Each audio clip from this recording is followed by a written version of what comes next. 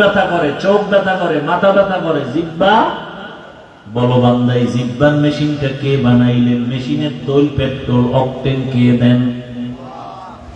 ওই আল্লাহরে কয়দিন শুকর আদায় করে সিজদা করছে। আল্লাহ ওয়াদা করেছেন লা ইন শাকারতুম লাযীদান্নাকুম, যদি শুকর আদায় করো আমি বাড়ায়া দিব। শুকর আদায় করা কি? মুখে মুখে আলহামদুলিল্লাহ বললাম আর ফাঁকে ফাঁকে বিড়ি টানলাম কি? চট্টগ্রামে তো বিড়ির নেশা বেশি, আর সিলেটে বক্তারাও বিড়ি টানে, আছে না নাই? একজনে বিড়ি টানলে বলে কণ্ঠ ক্লিয়ার হয়। এতদিন বিড়ির বিরুদ্ধে ওয়াজ করলাম যে দুনিয়াতে যদি কোনো ফাও আকাম থাকে এটা হলো বিড়ি টানা। এটার মতো একটা ফাও আকাম দুনিয়াতে নেই।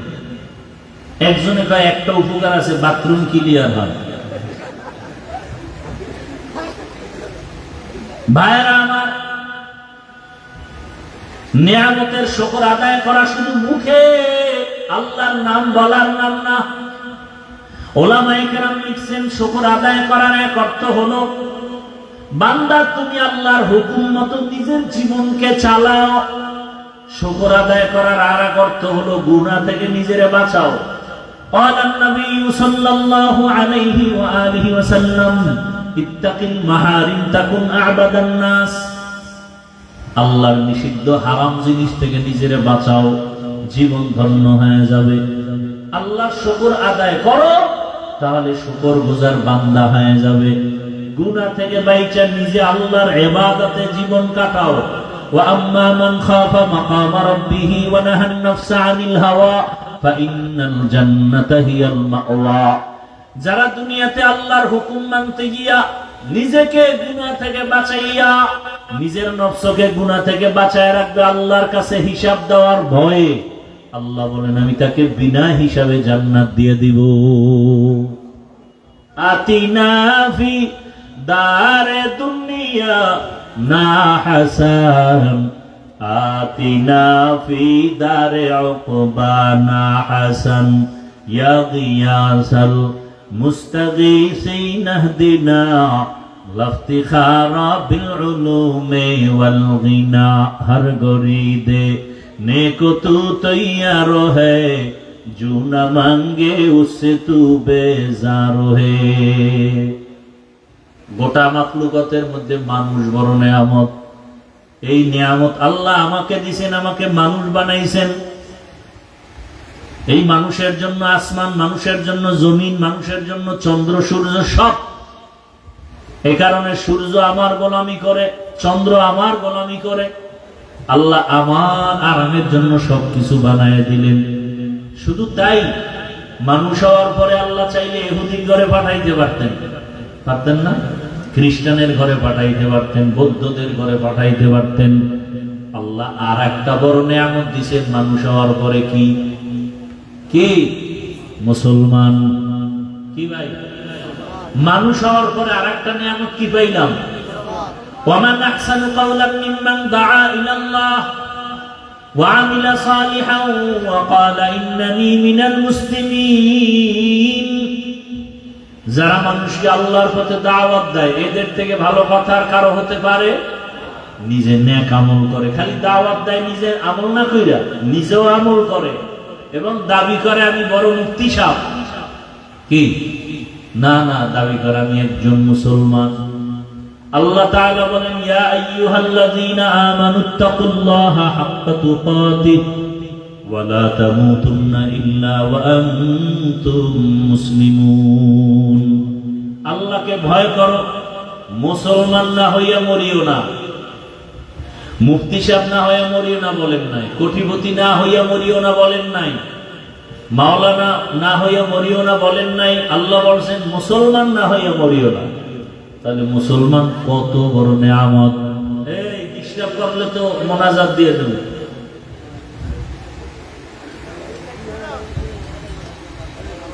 মানুষ হওয়ার পরে আল্লাহ বড় নিয়ামত দান করলেন, আপনি আমি মুসলমান। মুসলমান হওয়া বড় দামি সম্পদ। মুসলমান আল্লাহ বানায় দিলেন, বড় দামি এক নিয়ামত পেলাম। জবান খুলে একবার শুকর আদায় করবেন না? আরো জোরে আলহামদু আলা নিয়ামত আমানুন লিজাওয়ালিহা। নবীজি বলেন যারা শুকর আদায় করে নিয়ামত পেয়ে শুকর আদায় করবে, আল্লাহ ওই নিয়ামত তার জন্য স্থায়ী করে দিবে। তার নিয়ামতের শুকর আদায়ের কিছু কথা বললাম। এবার আল্লাহ ওয়াদা করছেন লা আযীদান্নাকুম, আমি নিয়ামত বাড়াবো। নিয়ামত বাড়ানোর অর্থ কি? নিয়ামত বাড়ানোর এক অর্থ হলো আল্লাহ সুস্থতা রাখবেন যাতে আমি বেশি নেক আমল করতে পারি। নেক আমল বেশি করতে পারা এটা নিয়ামত বাড়ানোর অর্থ। নিয়ামত বাড়ায় দিব এর অর্থ হলো আল্লাহ বেশি বেশি নেক আমল করার ব্যবস্থা করে দিবেন, সুস্থতার নিয়ামত দান করবেন। নিয়ামত বাড়ায় দেওয়ার এক অর্থ আল্লাহ হেদায়েতের উপরে রাখবেন, কারণ সব থেকে বড় নিয়ামত আল্লাহর হেদায়েত। টাকা পয়সা বাড়ি গাড়ি সব আছে, হেদায়েত নাই, কিচ্ছু নেই।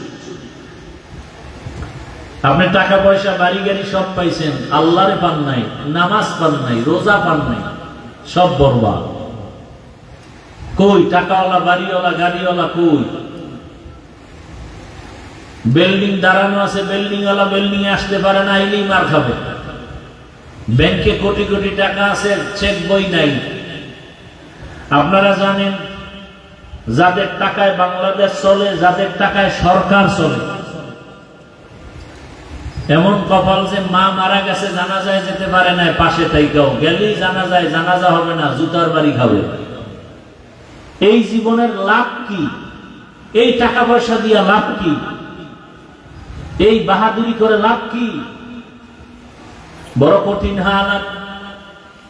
এরে আমার যুবক বাবারা, বৃদ্ধ বাবাজি, পর্দার আড়ালের মা বোনেরা, আল্লাহ মুসলমান বানাইছেন, বড় নিয়ামত। মুসলমান বানানোর পরে আল্লাহ আর একটা বড় নিয়ামত দান করছেন, আখিরি নবীর উম্মত। কি? নবীজির উম্মত হয়ে খুশি না বেজার? নবীজির উম্মত হয়ে আল্লাহ পাক এত বড় নিয়ামত আমাদের দিলেন। মুসা নবীর উম্মতরা এত সুযোগ সুবিধা পায় নাই, ঈসা নবীর উম্মতরা পায় নাই, আমরা যা পাইছি। নবীজি একদিন আল্লাহর কাছে বলেন অন্য নবীর হায়াত বেশি, নেক আমল বেশি করবে, আমার উম্মতের হায়াত কম, এত নেক কোথায় পাবে? আল্লাহ বলেন নবী উম্মতের বলে দেন আপনার উম্মতের হায়াত কম, বরকত অনেক বেশি। হায়াত কম, বরকত।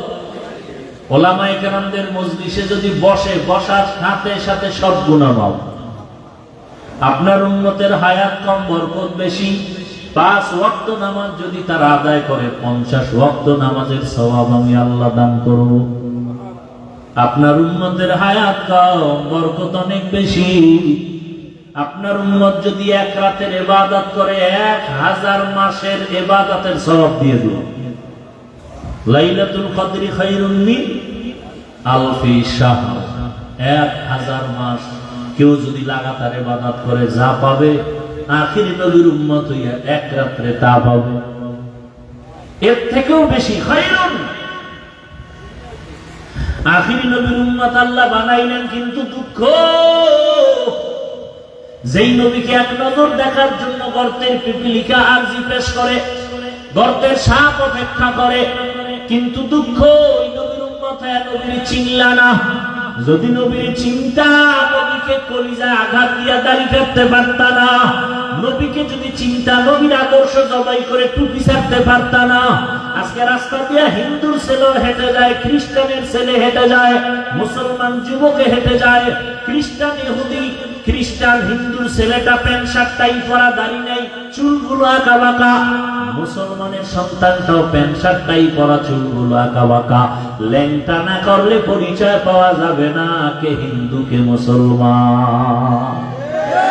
তুকু যাও সুন্নতে আহমদ কো জাপা মুহাম্মদ কে বুয়াদ নিসবত তোরা। আমি আজ এতক্ষণ বয়ান করছি, একবারও কিন্তু বলি না সবাই হুজুর হও, বলছি। একবারও বলি না মাদ্রাসায় যাও, একবারও কিন্তু বলি না তাবলীগে যাও, একবারও বলি না পীরের কাছে যাও। আমি যত কথা বলতেছি সব কথার এক কথা, রাসূলের আদর্শের মালা গলায় লাগাও। স্কুলে পড়ো, কলেজে পড়ো, চাকরি করো, ব্যবসা করো, যেখানেই যা করো করো, কোনো বাধা নাই। কিন্তু রসুলের আদর্শ মেনে চলো। তোমার মতো যুবক যদি র্যাব, আর্মি, পুলিশ, বিডিআর এর চাকরি করে নামাজ পড়ে, তুমি পারবা না কেন? আমার অজল এইটা। তোমার মতো যুবক যদি ডিসি, ওসি, এসপি হয়ে নামাজ পড়ে, তুমি পারো না কেন? তোমার মতো যুবক স্কুল কলেজে লেখাপড়া করে নামাজ পড়ে, তুমি পারো না কেন? তোমার মতো যুবক দোকানদারি করে নামাজ পড়ে, তুমি পারো না কেন? তোমার মতো যুবক রাস্তায় গাড়ি চালায়, নামাজ বাদ দেয় না, বলো তুমি নামাজ পড়তে পারো না কেন? তোমার মতো যুবক নদীর মধ্যে মাছ ধরে নামাজ পড়ে, তুমি পারো না কেন?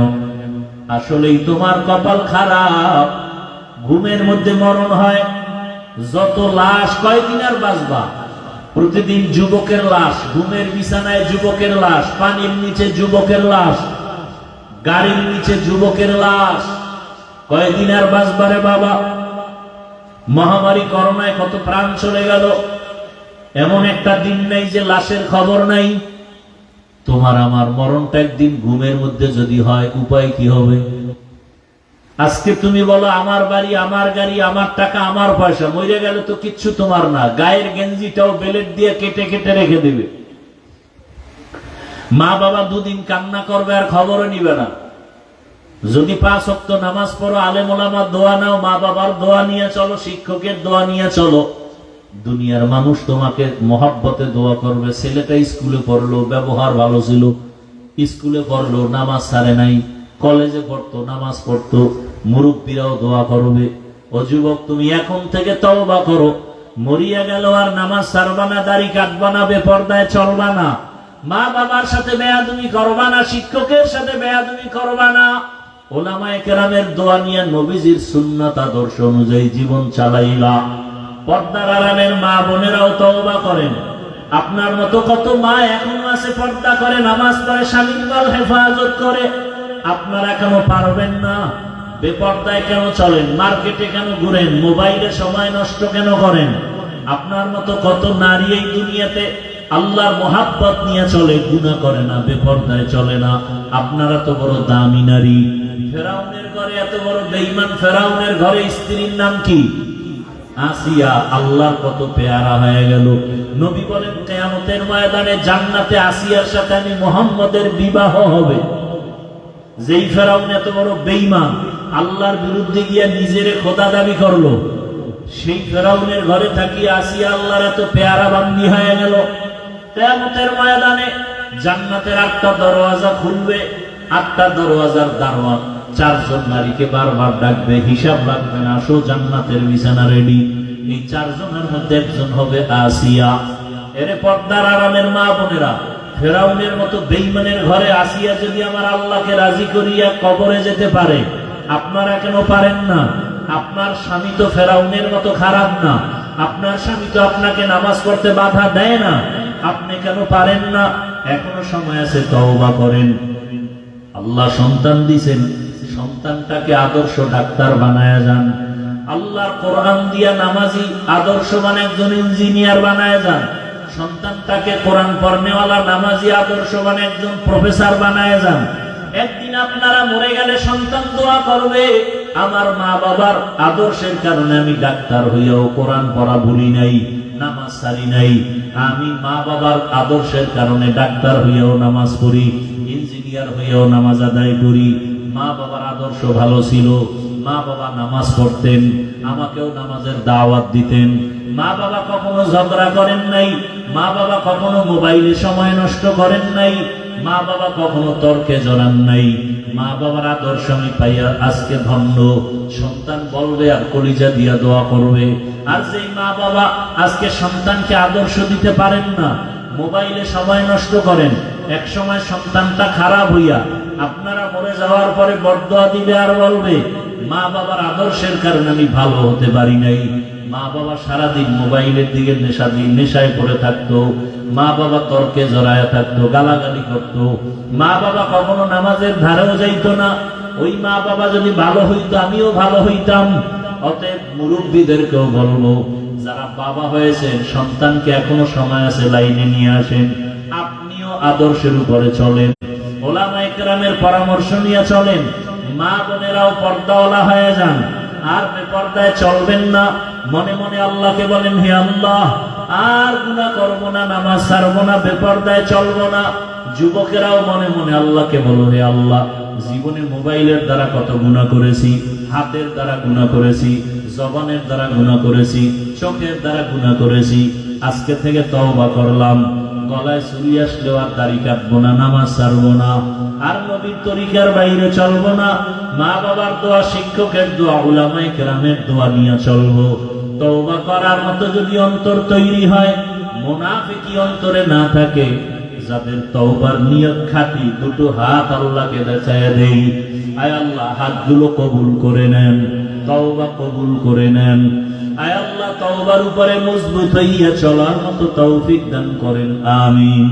আলহামদুলিল্লাহি রাব্বিল আলামিন, ওয়াসসালাতু ওয়াসসালামু আলা সাইয়্যিদিল আমবিয়াই ওয়াল মুরসালিন ওয়া আলা আলিহি ওয়া আসহাবিহি আজমাইন। ইয়া আরহামার রাহিমিন, ইয়া আরহামার রাহিমিন, ইয়া আরহামার রাহিমিন। رب ارحمهما كما ربياني صغيرا. اللهم إنك عفو كريم تحب العفو فاعف عنا. اللهم إنا نسألك رضاك والجنة ونعوذ بك من سخطك والنار. اللهم اجعلني من المستجابين للدعوات. اللهم إنا نعوذ بك من البرص والجنون والجذام وسيء الأسقام. اللهم إنا نسألك علما نافعا ورزقا واسعا وشفاء من كل داء. اللهم إنا نسألك بأن لك الحمد لا إله إلا أنت المنان يا بديع السماوات والأرض يا ذا الجلال والإكرام يا حي يا قيوم. ربنا لا تزغ قلوبنا بعد إذ هديتنا وهب لنا من لدنك رحمة إنك أنت الوهاب. ربنا آتنا في الدنيا حسنة وفي الآخرة حسنة وقنا عذاب النار. يا الله, গুনার বোঝা নিয়ে আপনার দরওয়াজায় হাত তুলেছি। আয় আল্লাহ, প্রতিকূল আবহাওয়া, বৃষ্টির মাঝে তাকায় দেখেন কত উলামায়ে কেরাম এখানে হাজির। আয় আল্লাহ, কত মুরব্বী, হাজি সাহেব, ব্যবসায়ী, চাকরিজীবী, ছাত্র, যুবক, পর্দার আরামের মা বোনেরা, আয় আল্লাহ, আপনি সবাইকে কবুল করে নেন, জীবনের গুনাহগুলো মাফ করে দেন। আয়োজনকারী, সহযোগিতাকারীদের কবুল করে নেন, দান সদকাকারীদের কবুল করে নেন। আয় আল্লাহ, সারা দুনিয়াবাসীকে মাফ করে দেন। বিদেশের ঘরে ভাই বোন, মা বাবা যারা চাকরি ব্যবসা করে, হেফাজত করেন।